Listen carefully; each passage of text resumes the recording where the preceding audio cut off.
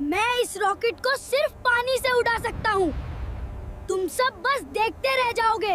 साले भिखारी, तुझे पता भी है रॉकेट क्या होता है? यहाँ खड़े होने लायक भी नहीं है तू। तेल से सने हाथ, उंगलियों पर कट के पुराने निशान और आंखों में ऐसा सपना जो हर रात आसमान को छूने की जिद करता था। वो सिर्फ एक लड़का नहीं था, वो एक ख्वाब था जो जमीन पर रहते हुए भी उड़ना चाहता था। उसका नाम था आरव। उम्र महज 14 साल, लेकिन सोच उम्र से कहीं आगे।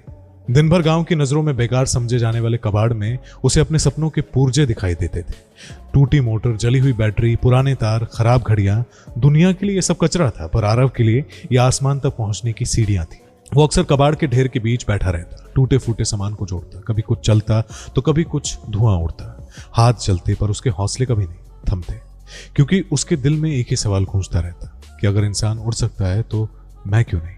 लोग हंसते थे, कोई पागल कहता था, कोई कबाड़ी का लड़का कहता था, लेकिन आरव जानता था कि दुनिया पहले सपनों पर हंसती है और बाद में उन्हीं सपनों पर तालियां बजाती है। कहानी की शुरुआत होती है राजस्थान से कुछ किलोमीटर दूर बसे एक छोटे से गांव अलीपुर से। इसी गांव में एक अनाथालय था और वहीं पला बड़ा था आरव। वो सिर्फ 2 साल का था जब एक हादसे ने उससे उसके माता पिता छीन लिए थे। उसके बाद उसकी दुनिया सिमटकर उस अनाथालय तक रह गई थी। अनाथालय की मुखिया थी कमला देवी, माँ जैसी सख्त लेकिन दिल से उतनी ही नरम। कमला देवी ने आरव को सिर्फ पाला नहीं, उसे जीना सिखाया। हालांकि वो जानती थी कि यह लड़का बाकी बच्चों जैसा नहीं है। जब दूसरे बच्चे खेलते तो आरव किसी कोने में बैठकर किसी मशीन को खोलता रहता। उसकी आंखों में हमेशा कुछ तलाश होती, जैसे वो किसी ऐसी चीज को ढूंढ रहा हो जो अभी बनी नहीं है। एक दिन अनाथालय के पुराने टीवी पर आरव ने पहली बार एक पुराना सा विमान उड़ते देखा। पर्दे पर उड़ता हुआ यंत्र सीधे उसके दिल में उतर गया। उस पल आरव ने सिर्फ विमान नहीं देखा था, उसने अपनी मंजिल देख ली थी। उस रात छत पर लेटकर सितारों को देखते हुए उसने खुद से एक वादा किया कि एक दिन मैं भी जमीन से ऊपर उठूंगा, मैं भी आसमान को करीब से देखूंगा। उसे नहीं पता था कि यह छोटा सा ख्वाब एक दिन पूरी उसकी जिंदगी बदल देगा। और इसी ख्वाब की नींव एक पुराने जंग लगे गैराज में रखी जाने वाली थी। अनाथालय के पीछे एक पुराना जर्जर सा गैराज था, टूटी छत, जंग लगे दरवाजे और अंदर बिखरा पड़ा वो कबाड़ जिसे देखकर लोग नाक सिकोड़ लेते थे। गांव वालों के लिए वो जगह किसी कबाड़ खाने जैसी थी, लेकिन आरव के लिए वो एक वर्कशॉप की तरह थी। एक ऐसी जगह जहां उसके सपने सांस लेते थे। वो घंटों वहां बैठा रहता, कभी किसी मोटर को खोलता, कभी किसी बैटरी के तार जोड़ता, तो कभी टूटे पंखे से कुछ नया बनाने की कोशिश करता। अक्सर मशीनें चलती, अजीब सी आवाजें आती और कई बार धुआं भी उड़ जाता। एक दिन गैराज से आती तेज आवाज सुनकर कमला देवी घबरा गई। वो जल्दी जल्दी अंदर आई और डरते हुए बोली, आरव ये क्या कर रहा है बेटा, कहीं आग तो नहीं लग गई? आरव मुस्कुराया, उसके चेहरे पर वही मासूम भरोसा था। डरो मत मौसी, वो बोला, ये सिर्फ मशीन की आवाज है, इससे कुछ नहीं होगा। कमला देवी उसे डांट तो देती थी, लेकिन अंदर ही अंदर उसे यह भी एहसास था कि यह लड़का कुछ अलग है। जब बाकी बच्चे शोर शराबे में खेलते, आरव का बचपन इन मशीनों के बीच बीत रहा था। रात में सब जब सो जाते, वो चुपके से छत पर चला जाता, खुले आसमान के नीचे लेटकर सितारों को देखता और सोचता कि काश मैं इनके बीच उड़ पाता। यही वो पल थे जब खामोशी उसकी दोस्त बन गई। दिल में सुकून, फिर अनाथालय और उसके बाद सीधे गैराज। लेकिन आरव की सीख सिर्फ यहीं तक सीमित नहीं थी। अनाथालय के बाहर गांव में एक छोटी सी मैकेनिक की शॉप थी। वहां काम करते थे चाचा सलमान। आरव अक्सर बिना झिझक उस दुकान में चला जाता, चुपचाप उन्हें काम करते देखता, औजार, इंजन, मोटर, हर चीज को ध्यान से समझने की कोशिश करता। वो जगह आरव के लिए दूसरा स्कूल बन गई थी और शायद उसी दिन से उसने ख्वाब को एक नई दिशा देने का इरादा कर लिया था, क्योंकि जब शिष्य तैयार होता है तो गुरु खुद ब खुद मिल ही जाता है। सलमान चाचा ने भी उस लड़के को नोटिस कर लिया था। हर दिन एक ही समय पर वो चुपचाप दुकान के कोने में खड़ा रहता था, आंखों में सवाल और चेहरे पर गहरी तल्लीनता। एक दिन सलमान चाचा ने औजार नीचे रखा और मुस्कुराकर पूछा, क्या देखता रहता है बेटा? आरव थोड़ा हिचका, फिर हिम्मत जुटाकर बोला, चाचा ये मशीन चलती कैसे? सलमान चाचा की आंखों में चमक आ गई। उन्होंने आरव को पास बुलाया। उन्होंने कहा, अगर समझना है तो हाथ गंदे करने पड़ते हैं। उस दिन से सलमान चाचा की दुकान और आरव की क्लासरूम बन गई। बैटरी कितनी पावर देती है, मोटर कैसे घूमती है, तारों से करंट कैसे बहता है, हर सवाल का जवाब उसे धैर्य से मिलने लगा। कई बार आरव टूटे फूटे पुर्जों से एक ऐसी चीज बना देता कि सलमान चाचा भी हैरान रह जाते। सलमान चाचा समझ गए थे कि ये बच्चा सिर्फ सीख नहीं रहा है, कुछ बड़ा सोच रहा है। एक शाम जब दुकान बंद हो रही थी, सलमान चाचा ने गंभीर होकर कहा, बेटा सपने देखने वाले पागल नहीं होते, वो बस वक्त से आगे होते हैं। ये बात आरव के दिल में जैसे आग की तरह उतर आई। उस रात उसने खुद से वादा किया, एक दिन मैं आसमान से जमीन को देखूंगा। कुछ दिन बाद कबाड़ में उसे एक पुरानी पंखे की मोटर मिली। उसने बैटरी जोड़ी, तार बांधे और ऊपर एक ढक्कन फिट किया। जैसे ही कनेक्शन हुआ, ढक्कन घूमने लगा। तेज हवा का झोंका उसके चेहरे से टकराया। अचानक धुआं उठा, मोटर चल गई, हाथ झुलस गया। सलमान चचा घबरा गए, अरे छोड़ इसे। लेकिन आरव हंस रहा था। वो खुद से बुदबुदाया, अगर उड़ान की शुरुआत जलने से होती है तो मैं बार बार 1000 बार जलूंगा। उस दिन आरव के इरादे और भी मजबूत हो गए। सलमान चचा ने उसके कंधे पर हाथ रखा। यहां पड़ी बहुत सी मोटरें हैं, उन्होंने कहा, ले जा, जो बनाना है बना, मैं तुझे रोकूंगा नहीं। और उसी दिन से एक बच्चे का सपना एक प्रयोग में बदल चुका था। एक ऐसा प्रयोग जो उसे जमीन से आसमान तक ले जाने वाला था। वक्त धीरे धीरे आगे बढ़ रहा था और आरव भी। अब वो सिर्फ मशीनें खोलने वाला लड़का नहीं रहा था, वो उन्हें समझने लगा था। सलमान चचा ने उसे वेल्डिंग सिखाई, कटिंग, फिटिंग और हर उस काम की बारीकी जो एक मशीन को जिंदा बनाती है। अब आरव दुकान में हाथ बटाने लगा था। कभी कोई इंजन ठीक करता तो कभी किसी खराब मोटर से जान डाल देता। सलमान चचा उसकी मेहनत देखकर उसे थोड़ा थोड़ा पैसा भी देने लगे। आरव उन पैसों को खर्च नहीं करता था, वो उन्हें जमा करता था, क्योंकि उसके दिमाग में एक ही चीज घूमती रहती थी, वो थी उड़ान। धीरे धीरे उसने अपने काम के लिए जरूरी औजार खरीदे, नई बैटरी, मजबूत तार, करंट मापने वाला मीटर, हर चीज एक एक करके जुड़ रही थी। वक्त के साथ आरव बड़ा हो चुका था। अब उसकी उम्र 18 साल होने लगी थी। एक शाम वो अपने पुराने गैराज में बैठा एक बड़ी सफेद शीट फैलाता है, हाथ में पेंसिल और आंखों में साफ तस्वीर। वो पहली बार अपने सपने को कागज पर उतारने लगा। एक उड़ने वाले यंत्र का ढांचा। उसने समझ लिया था कि अगर उड़ना है तो वजन कम होना चाहिए, इसलिए उसने भारी धातु की जगह बांस की हल्की लकड़ियों को चुना। गैराज जो कभी सिर्फ कबाड़ खाना था, अब एक लैब में बन चुका था। जब बाकी बच्चे उसे देखकर हंसते तो आरव कुछ नहीं कहता, क्योंकि उसे पता था कि जिसे आज मजाक लगता है वो कल इतिहास बन सकता है। एक दिन कमला देवी गैराज में टेबल पर पड़े अजीब से ढांचे को देखकर उन्होंने पूछा, बेटा ये है क्या? आरव ने आसमान की तरफ देखा और शांति से बोला, ये जहाज है मौसी, एक दिन ये उड़ने वाला है। पीछे खड़े बच्चे ठहाके मारकर हंस पड़े, लेकिन आरव खामोश रहा, क्योंकि अब उसका सपना हवा में नहीं, एक ढांचे में बदल चुका था। और वो दिन अब दूर नहीं था जब ये ढांचा जमीन छोड़ने वाला था। अब आरव के लिए हर दिन एक परीक्षा था। उस गैराज में तेल की गंध, जलती बैटरी और घूमती मोटरों की आवाज उसकी दिनचर्या बन चुकी थी। एक सुबह वो तय कर चुका था कि आज अपने सपने को पहली बार जमीन से ऊपर उठाने की वो कोशिश करेगा। पसीने से भीगा चेहरा, तेल से सने हाथ और आंखों में अजीब सी चमक। उसने पुरानी बैटरी के सेल जोड़े, तांबे की तारें लपेटी और बांस की लकड़ियों से एक छोटा सा फ्रेम बनाया। फिर धीरे धीरे उस पर एक प्रोपेलर फिट किया। जैसे ही बैटरी के तार जुड़े, मोटर घूमने लगा। हवा का झोंका सीधे उसके चेहरे से टकराया। आरव ने आंखें बंद कर ली। अचानक धुआं उठा, चिंगारी फूटी। वो पीछे हटा, हाथ जल गया, लेकिन उसके चेहरे पर डर नहीं था। वो मुस्कुरा दिया, धीमे से बोला, ये नाकामी नहीं है, ये सिखा रही है कि आगे क्या नहीं करना चाहिए। अगले दिन वो फिर से लौटा, नई मोटर, नया कनेक्शन और पहले से ज्यादा सावधान। जैसे ही पावर दी गई, एक धीमी सी भनभनाहट गूंजी। ऐसा लगा जैसे ख्वाब ने पहली सांस ली। कुछ देर बाद इंजन गर्म हुआ और बंद हो गया। आरव ने तुरंत सप्लाई काट दी। अब वो समझ चुका था कि मसला कहाँ है। उसने इंजन खोला, कूलिंग सिस्टम खराब था, उसने उसे बदला। इग्निशन पर काम करना था, हर पुर्जे को ध्यान से जांचा। सब कुछ फिर से जोड़ा गया। जब इंजन दोबारा चालू हुआ तो इस बार वो रुका नहीं। आरव खुशी से चीख उठा, चल गया। उस पल उसका भरोसा और भी मजबूत हो गया। इसी शोर को सुनकर सलमान चाचा और कमला देवी गैराज की तरफ दौड़ गए। धीरे धीरे और भी लोग जमा होने लगे। सबकी नजरें घूमते प्रोपेलर और उस ढांचे पर थी। एक सवाल हर चेहरे पर था, क्या सच में ये उड़ पाएगा? सलमान चाचा गर्व से बोले, अब इसे उड़ाने की बारी है। निकला तो वो बात गैराज की दीवारों से नहीं रुकी, धीरे धीरे पूरे गांव में फैल गई। किसी ने कहा कि अरे ये तो वही अनाथ लड़का है। वो किसी ने हंसते हुए कहा, कबाड़ से जहाज, ये तो देखना पड़ेगा। लेकिन आरव के लिए यह मजाक का दिन नहीं था। ये वो सुबह थी जिसके लिए उसने सालों तक खुद को जलाया था। अगली सुबह सूरज निकलने से पहले ही वो जाग चुका था। उसका दिल तेजी से धड़क रहा था, पर हाथ पूरी तरह स्थिर थे। सलमान चाचा उसके साथ थे। एक एक करके सारा सामान खुले मैदान तक लाया गया। ढांचा, इंजन, बैटरी, तार। आर्नव ने हर चीज को ध्यान से सेट करना शुरू कर दिया। पंखों को हल्की टीन की चादरों से मजबूती से जोड़ दिया। वायरिंग, इंजन माउंट, दिशा बदलने वाला हिस्सा, ऊंचाई कंट्रोल करने वाला सिस्टम, सब कुछ धीरे धीरे तैयार हो रहा था। मैदान के किनारे कमला देवी अनाथालय के बच्चों के साथ खड़ी थी। गांव के लोग छतों पर चढ़ गए। बच्चे, बूढ़े, हर आंख उसी ढांचे पर टिकी थी। तभी भीड़ के बीच एक भारी आवाज गूंजी, रुको। सबकी नजरें एक साथ मुड़ी। सामने खड़े थे गांव के प्रधान दयानंद शर्मा। उनके चेहरे पर गुस्सा साफ था। ये क्या तमाशा है? वो बोले, बिना इजाजत इतना खतरनाक प्रयोग? ये इलाका सीमा के पास है, अगर कुछ हुआ तो ये जिम्मेदारी कौन लेगा? मैदान में सन्नाटा छा गया। आरव का दिल टूटने लगा। उसी पल भीड़ के बीच से एक आवाज उठी, प्रधान जी। वो आवाज थी रामप्रसाद मास्टर की। वो आगे आए और शांत लेकिन मजबूत स्वर में कहा, बिना जोखिम के बड़ी सफलता नहीं मिलती है। अगर आज हमने इसे रोका तो हम सिर्फ एक मशीन नहीं, एक सपना तोड़ देंगे। कुछ पल दयानंद शर्मा चुप रहे, फिर धीरे से बोले, ठीक है, एक मौका देते हैं। सलमान चाचा ने आरव को देखा। आरव ढांचे के अंदर बैठा। उसने आंखें बंद की, एक गहरी सांस ली और पावर ऑन कर दी। मोटर घूमी, प्रोपेलर तेज हुआ, आवाज गूंजने लगी, लोग पीछे हटने लगे। आरव ने खुद से कहा, अब जो होगा वो देखा जाएगा।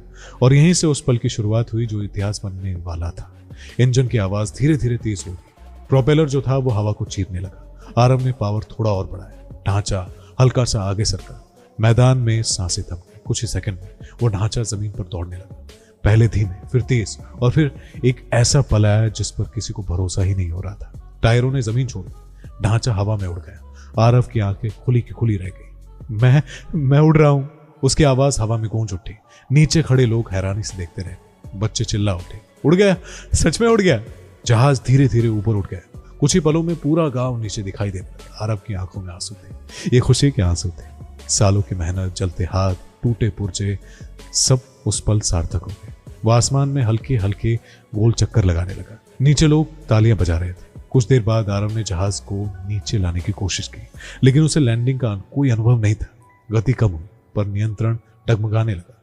अचानक ढांचा तेजी से नीचे आया, जोर की आवाज हुई, जहाज जमीन पर गिर गया और बिखर गया। कुछ पल सन्नाटा छा गया। फिर आरव, लोग उसकी तरफ दौड़े। आरव को हल्की चोटें आई, पर वो मुस्कुरा रहा था। सलमान चाचा और कमला देवी उसे गले लगा चुके थे। पूरा गांव उसके कंधों पर उठ रहा था। जिस गैराज को कभी कबाड़ समझा गया था, वहीं से इतिहास ने उड़ान भरी थी। लेकिन ये कहानी यहीं खत्म नहीं हुई थी, क्योंकि उसी वक्त गांव के बाहर एक आर्मी पेट्रोलिंग जीप धीरे धीरे आगे बढ़ रही थी, और हवा में अब भी एक अजीब सी गूंज बाकी थी। आसमान में अब भी वो हल्की सी गूंज तैर रही थी। इंजन की आवाज नहीं, बल्कि एक ख्वाब की आवाज। मैदान में जहां अब भी कुछ पल पहले तालियां गूंज रही थी, वहां अब धीमी धीमी फुसफुसाहट फैलने लगी। लोग टूट पड़े, ढांचे को देख रहे थे। कोई हैरान था, कोई गर्व से मुस्कुरा रहा था, तो कोई अब भी यकीन नहीं कर पा रहा था कि ये सच में वाकई हुआ है। आरव जमीन पर बैठा था, कपड़ों पर धूल, हाथों पर कट, और चेहरे पर ऐसी मुस्कान जो सिर्फ सपना पूरे होने के बाद होती है। कमला देवी उसे सीने से लगाए रो रही थी। तुमने कर दिखाया बेटा। उसकी आवाज कांप रही थी। सलमान चाचा पूरे ढांचे के पास खड़े थे। उनकी आंखों में गर्व साफ झलक रहा था। मैंने कहा था ना, वो धीमे से बोले, ये लड़का वक्त से आगे है। उधर गांव के लोग अब खुलकर बातें करने लगे। यार, सच में उड़ गया। इतने साल हम मजाक उड़ाते रहे इसका, आज इसने पूरा गांव ऊंचा कर दिया है। लेकिन जिस पल गांव अपनी खुशी में डूबा था, उसी पल गांव के बाहर कुछ और ही हो रहा था। गर्म सड़क पर एक आर्मी पेट्रोलिंग जीप धीरे धीरे आगे बढ़ रही थी। जीप में 4 सिपाही थे और उनके बीच एक गंभीर चेहरा। वो थे मेजर आदित्य राणा। सीमा के पास का इलाका था, इसीलिए हर आवाज, हर हरकत उनके लिए मायने रखती थी। अचानक इस सिपाही ने कान तिरछा किया। सर, वो बोला, आपको कुछ सुनाई दिया? मेजर राणा ने भी ध्यान दिया। हवा में एक अजीब सी गुनगुनाहट थी। यह आवाज, उन्होंने कहा, किसी मशीन की लग रही है। जीप की रफ्तार कम कर दी गई। दूसरा सिपाही आसपास देखने लगा। सर, ये ट्रैक्टर की नहीं लगती, और न ही जनरेटर की। आवाज धीरे धीरे और साफ हो रही थी। मेजर राणा ने हाथ उठाकर जीप रुकवाई। कहीं से कुछ उड़कर आया है, उन्होंने गंभीर स्वर में कहा। सभी सिपाही सतर्क हो गए। कुछ ही देर में जीप गांव की सीमा में दाखिल हुई, और सामने जो दृश्य था वो चौंकाने वाला था। खुले मैदान में लोगों की भीड़, बीच में एक टूटा फूटा उड़ने जैसा ढांचा, और उसके आसपास खुशी, डर, हैरानी, सब एक साथ था। मेजर राणा जीप से उतरे। उनके भारी कदम मैदान की मिट्टी पर पड़े। भीड़ अचानक शांत हो गई। किसी के मुंह से एक शब्द नहीं निकला। धीरे धीरे फुसफुसाहट शुरू हो गई। आर्मी आ गई। कहीं लड़के को पकड़ ना ले जाए। सीमा का मामला है। मेजर राणा ने ढांचे को देखा, फिर इंजन की तरफ झुके। धुआं अब भी हल्का हल्का नीचे निकल रहा था। उन्होंने धीमी लेकिन सख्त आवाज में पूछा, यह किसने बनाया? कोई जवाब नहीं। और इसे उड़ाया किसने? इस बार सबकी नजरें एक ही दिशा में मुड़ गई। आरव, वो वहीं खड़ा था। कमला देवी का हाथ उसके कंधे पर था। आरव का दिल तेज से धड़कने लगा। उसने एक कदम आगे बढ़ाया। सर, उसकी आवाज हल्की कांप रही थी। मैंने। मेजर राणा ने उसे ध्यान से देखा। तेल से सने कपड़े, थका हुआ चेहरा, लेकिन आंखों में अद्भुत आत्मविश्वास। क्या तुमने ही उड़ाया था? उन्होंने पूछा। आरव ने सिर झुकाकर कहा, जी सर। और ये बनाया किसने? आरव ने गहरी सांस ली। सर मैंने। पूरा मैदान सन्न रह गया। मेजर राणा कुछ पल के लिए वो बोल नहीं पाए। फिर धीरे धीरे उनके चेहरे पर हैरानी की जगह मुस्कान आने लगी। बेटा, उन्होंने कहा, तुम जानते हो तुमने क्या किया है? आरव चुप रहा। मेजर राणा ने टूटे ढांचे की तरफ देखकर कहा, तुमने ये साबित कर दिया है कि संसाधन नहीं, सोच उड़ान देती है। आरव की आंखें भर आई। उसने अपने सपने, अपने संघर्ष, अपने जलते हाथ, सब कुछ उन्हें बता दिया। हर शब्द सच था। मेजर राणा ध्यान से सुनते रहे और उसी पल उन्होंने तय कर लिया था कि ये कहानी अब यही नहीं रुकेगी। आरव की जिंदगी अब एक नए रास्ते पर मोड़ लेने वाली थी। मेजर आदित्य राणा कुछ पल खामोश खड़े रहे।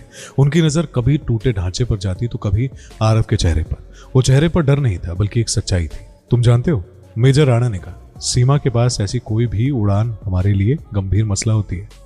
मैदान में सन्नाटा छा गया। आरव का दिल एक पल के लिए टूट सा गया, लेकिन मेजर राणा ने अपनी बात पूरी की। मगर जो आज मैंने देखा है वो कोई खतरा नहीं था। उन्होंने आसपास खड़े लोगों की तरफ देखा। ये एक जुनून था, एक सपना था, और सबसे बड़ी बात तो ये है कि ये एक हुनर था। फिर धीरे धीरे लोगों की सांसें फिर चलने लगी। मेजर राणा आरव के पास आए। बेटा, उन्होंने कहा, इतनी कम उम्र में ये सब कैसे किया तुमने? आरव ने धीमी आवाज में कहा। सब कुछ बताना शुरू किया। अनाथालय की बातें, पुराना गैराज, सलमान चाचा, जलते हाथ, टूटे पुर्जे और वो सपना जो उसे हर रात सोने नहीं देता था। कमला देवी बीच बीच में उसकी तरफ देखती रही। उसकी आंखों में गर्व था। मेजर राणा ध्यान से सुनते रहे। हर वाक्य के साथ उनका भरोसा और गहराता गया। तुम जानते हो, उन्होंने कहा, अगर तुमने सही ट्रेनिंग, सही गाइडेंस और सही संसाधन तुम्हें मिले होते। तो वो रुके, फिर धीरे से बोले, तो तुम बहुत आगे जा सकते हो। ये शब्द आरव के लिए किसी इनाम से कम नहीं थे, लेकिन सवाल अब भी बाकी थे। मेजर राणा ने गांव वालों की तरफ देखा। ये लड़का अकेला नहीं है, ये इस गांव की पहचान है। लोग एक दूसरे की तरफ देखने लगे। वो प्रधान दयानंद शर्मा जो कुछ देर पहले सख्त खड़े थे, अब चुप थे। उनकी आंखों में एक अलग ही सोच थी। राम प्रसाद मास्टर आगे आए। सर, उन्होंने कहा, यह बच्चा हम सबके लिए मिसाल है। अगर आज हमने इसे रोका तो हम आने वाली पीढ़ियों को डरा देंगे। मेजर राणा ने सिर हिलाया। और अगर, उन्होंने कहा, हमने इसे सही दिशा दी तो ये देश के लिए कुछ बड़ा कर सकता है। ये शब्द मैदान में गूंज गए। देश, वो शब्द आरव के लिए उसके दिल में सीधे उतर गए। कुछ देर बाद मेजर राणा कमला देवी के पास आए। आप इसके अभिभावक हैं? उन्होंने पूछा। कमला देवी ने सिर झुकाकर कहा, हाँ साहब, मैं ही इसकी मां हूं। मेजर राणा ने आदर से कहा, इस लड़के के अंदर जो काबिलियत है वो सिर्फ इस गांव की नहीं, पूरे देश की है। हम चाहते हैं कि इसे अच्छी पढ़ाई, ट्रेनिंग और मौका मिले। कमला देवी की आंखें भर आई। उन्होंने आरव की तरफ देखा। वो समझ गई थी कि ये वो मोड़ है जहां से जिंदगी बदल जाती है। सलमान चाचा भी आगे आए। सर, वो बोले, मैंने इसे कबाड़ से सपने बनाते देखा है। अगर इसे मौका मिले तो ये कमाल कर देगा। मेजर राणा ने हल्की मुस्कान के साथ कहा, मुझे कोई शक नहीं है। सूरज अब ढलने लगा था। मैदान धीरे धीरे खाली होने लगा था, लेकिन आरव के भीतर एक नई दुनिया जाग चुकी थी। मेजर राणा ने आखिर में कहा, बेटा, हम कल तुम्हें लेने आएंगे, तैयार है ना? ये सुनकर आरव की सांस एक पल के लिए रुक गई। कल? उसने कभी सोचा नहीं था कि उसका सपना इतनी जल्दी इतनी दूर ले जाएगा। उस रात आरव देर तक जागता रहा। वो अपने गैराज को देखता रहा, हर औजार को, हर निशान को। यही वो जगह थी जहां एक सपना हकीकत बना था, और अब यहीं से उसे आगे बढ़ना था। उसकी आंखों में आंसू थे, लेकिन ये आंसू डर के नहीं थे। ये आंसू एक नई उड़ान के रात के थे। अलीपुर गांव पर धीरे धीरे रात उतर चुकी थी। वही गांव जहां कुछ दिन पहले एक लड़के के सपनों को हंसी उड़ाई जाती थी, आज उसी लड़के का नाम हर घर में गूंज रहा था। आरव अपने पुराने गैराज के सामने खामोशी से खड़ा था। वो गैराज जिसकी दीवारों ने उसके जलते हाथ देखे थे, जिसकी छत ने उसके टूटते सपने और फिर उठते हौसले देखे थे। आज वही गैराज उसे देख रहा था, जैसे कह रहा हो कि अब आगे जाना होगा। कमला देवी धीरे धीरे उसके पास आई। उन्होंने आरव के सिर पर हाथ रखा। बेटा, उन्होंने कहा, मैं जानती थी कि तू कुछ अलग ही करेगा। आरव कुछ नहीं बोला। उसकी आंखें भीग चुकी थी। सलमान चाचा भी वहीं खड़े थे। उनके चेहरे पर मुस्कान थी, लेकिन आंखों में नमी। देख लिया बेटा, वो बोले, कभी कभी कबाड़ से निकली चीजें सोने से भी कीमती होती है। उस रात आरव ठीक से सो नहीं पाया। कभी वो अपने बचपन को याद करता तो कभी उस दिन को जब पहली बार मोटर जली थी, और कभी उस पल को जब टायर जमीन से उठे थे। सुबह जल्दी आ गई। गांव अलग ही दिख रहा था आज। लोग जो कभी नजरें फेर लेते थे आज सम्मान से उसे देख रहे थे। बच्चे जो उसे चिढ़ाते थे आज उसके पीछे पीछे चल रहे थे। आरव एक छोटा सा बैग अपने हाथ में लिए खड़ा था। उस बैग में ज्यादा सामान नहीं था, कुछ कपड़े और ढेर सारे सपने। मेजर आदित्य राणा की जीप दूर से दिखाई थी। इंजन की आवाज जैसे जैसे करीब आती गई, आरव का दिल तेजी से धड़कने लगा। जीप रुकी, मेजर राणा उतरे। उन्होंने चारों तरफ देखा। तैयार हो बेटा? उन्होंने पूछा। आरव ने गहरी सांस ली। जी सर। कमला देवी अब खुद को रोक नहीं पाई। उन्होंने आरव को सीने से लगा लिया। मन लगाकर काम करना बेटा, वो रोते हुए बोली, और कभी अपने आप को छोटा मत समझना। आरव उनके पैरों में झुक गया। सलमान चचा ने उसके कंधे पकड़ लिए। जहां भी रहे वो बोले, याद रखना, सीखना कभी बंद मत करना।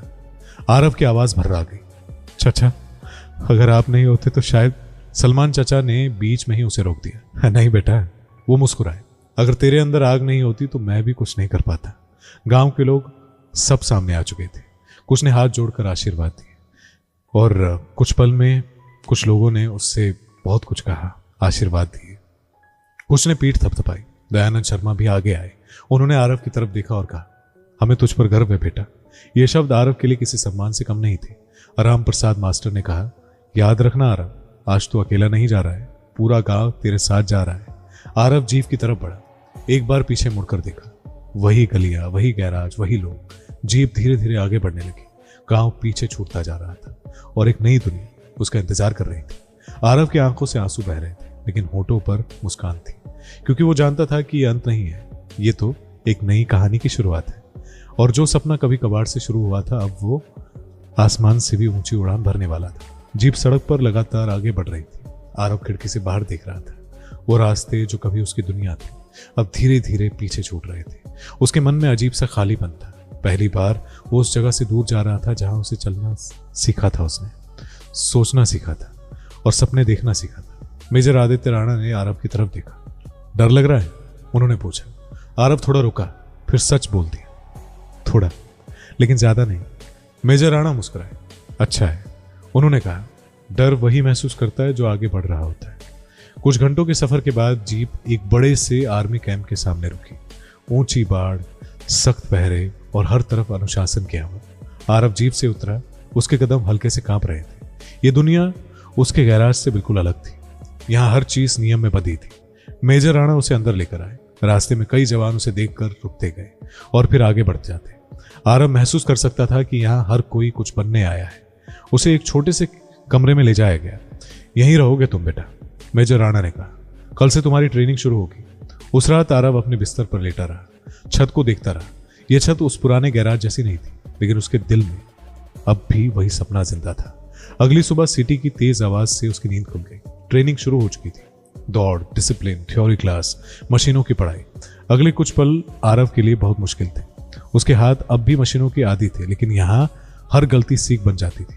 कई बार वो थक जाता, रात को अपना गैराज याद करता, कमला देवी की आवाज, सलमान चाचा की सीख और राम प्रसाद मास्टर के शब्द। हार मत मानना बेटा। धीरे धीरे आरव खुद को इस दुनिया में ढालने लगा। जब बाकी लोग थ्योरी में उलझते, आरव मशीन को महसूस कर लेता। अफसर उसकी समझ से हैरान होने लगे। एक दिन एक सीनियर ऑफिसर ने कहा कि इस लड़के की सोच किताबों से नहीं, जमीन से आई है। मेजर राणा दूर खड़े रहे, सब देख रहे। उन्हें यकीन हो चुका था कि उन्होंने गलत फैसला नहीं लिया। एक शाम आरव को एक वर्कशॉप में बुलाया गया। वहां एक एडवांस मशीनें थी, ड्रोन के पार्ट्स, नए इंजन, नई तकनीक। आरव की आंखें चमक उठी। ये वही दुनिया थी जिसका सपना उसने कबाड़ में देखा था। मेजर राणा ने कहा, अब तुम्हें जो बनाना है वो सिर्फ अपने लिए नहीं, देश के लिए होगा। आरव की आंखें भर आई। उसने धीरे से कहा, सर मैं पूरी जान लगा दूंगा। उस रात आरव खामोशी से आसमान को देख रहा था। वही आसमान जो कभी उसके लिए सिर्फ सपना था, आज वो उसके कदमों के नीचे था। लेकिन कहानी अब भी खत्म नहीं हुई थी, क्योंकि एक आखिरी अध्याय अब भी बाकी था। वो पल जब आरव सिर्फ उड़ान नहीं, दिशा तय करने वाला था। समय रुकता नहीं है, लेकिन कुछ लोग समय के साथ नहीं, समय के आगे चलते हैं। आरव अब उसी रास्ते पर था। आर्मी कैंप में दिन गुजरते गए। ट्रेनिंग कठिन थी, अनुशासन सख्त और गलतियों की कोई गुंजाइश नहीं। लेकिन आरव के लिए यह सब नया नहीं था, क्योंकि सब उसने जिसने कबाड़ के बीचों बीच खुद को तपाया था। तो ऐसे में कठिनाई डराती नहीं है, बल्कि तराशती है। जहां बाकी लोग मशीनों को किताब की तरह पढ़ते हैं, आरव उसे महसूस करता। वो जानता था कि कहां पावर ज्यादा है, कहां वजन कम करना है और कहां संतुलन बिगड़ सकता है। सीनियर इंजीनियर उसकी सोच से हैरान थे। ये लड़का, एक दिन किसी ने कहा, डिजाइन नहीं देखता है, ये भविष्य देखता है। मेजर आदित्य राणा चुपचाप ये सब सुनते रहे। उनकी आंखों में संतोष था। एक दिन आरव को एक खास वर्कशॉप में बुलाया गया। कमरे के अंदर कई नई तकनीक, आधुनिक सिस्टम और डेवलप ड्रोन के पार्ट्स रखे हुए थे। आरव कुछ पल बस वहां खड़ा रहा। उसकी आंखों में वही चमक थी जो कभी पुराने गैराज में दिखी थी। मेजर राणा ने कहा, याद है तुमने पहला ढांचा कहाँ बनाया था? आरव मुस्कुराया। जी सर, एक टूटे हुए गैराज में। और आज? मेजर राणा बोले, तुम्हें वही सपना नई ताकत के साथ पूरा करना है। आरव ने सिर झुका दिया। उस दिन के बाद उसने खुद को पूरी तरह काम में झोंक दिया। नया डिजाइन, बेहतर संतुलन, ज्यादा सुरक्षा। वो जानता था कि अब ये उड़ान सिर्फ उसकी नहीं, देश की है। और ऐसे ही कई हफ्तों की मेहनत के बाद वो दिन आया। टेस्टिंग ग्राउंड, खुले मैदान में नया यंत्र खड़ा था। इस बार वो कबाड़ से नहीं, लेकिन कबाड़ में सीखे गए सबक से बना था। आरव थोड़ी दूर खड़ा था, आसमान देख रहा था। उसे अपना गांव याद आ रहा था, अलीपुर। वो पुराना गैराज, कमला देवी, सलमान चाचा और वो लोग जो कभी हंसे थे। मेजर राणा उसके पास आए। तैयार? उन्होंने पूछा। आरव ने गहरी सांस ली। जी सर। पावर ऑन हुआ। इंजन की आवाज अब भी वही थी, लेकिन इस बार उसमें डर नहीं था। यंत्र धीरे धीरे ऊपर उठा, स्थिर, संतुलित, साफ। आसमान में एक परफेक्ट उड़ान। टेस्ट सफल रहा। चारों तरफ तालियां गूंज उठी। मेजर राणा ने आरव की तरफ देखा। आज उन्होंने कहा, तुमने सिर्फ मशीनें नहीं उड़ाई, तुमने अपनी कहानी को मंजिल तक पहुंचाया है। आरव की आंखें भर आई। उसने आसमान की तरफ देखा, वही आसमान जो कभी बहुत दूर लगता था। आज वो उसका हिस्सा था। कुछ दिन बाद आरव को औपचारिक रूप से आर्मी प्रोजेक्ट टीम का हिस्सा बना दिया गया। उसका नाम अब एक पहचान बन चुका था। लेकिन आरव आज भी खुद को वही लड़का मानता था जो टूटे पुर्जों में सपने ढूंढता था। एक शाम उसने कमला देवी को फोन किया। मौसी, वो बोला, आज मैंने फिर उड़ान देखी है। उधर से आवाज आई, मुझे पता है बेटा, तू वहीं पहुंचेगा जहां तेरा सपना है। आरव मुस्कुराया। सलमान चाचा के शब्द उसके कानों में गूंजे। सीखना कभी बंद मत करना। और यही इस कहानी की सबसे बड़ी सीख है। संसाधन आपकी उड़ान तय नहीं करते, आपकी सोच करती है। दुनिया पहले हंसती है, फिर सवाल करती है और आखिर में सलाम करती है। अगर आपके अंदर सच्ची लगन है तो कबाड़ भी किस्मत बदल सकता है, क्योंकि हर उड़ान आसमान से नहीं, हिम्मत से शुरू होती है। मेरा नाम नुमान है और आप देख रहे हैं दर्पण नंबर 1। ये वीडियो आपको कैसी लगी कमेंट में इसके बारे में जरूर बताइएगा। और आज की कहानी में बस इतना ही। जय हिंद, वंदे मातरम। साले भिखारी, तुझे जरा भी अकल है? यहाँ खड़े होने की भी औकात नहीं है तेरी।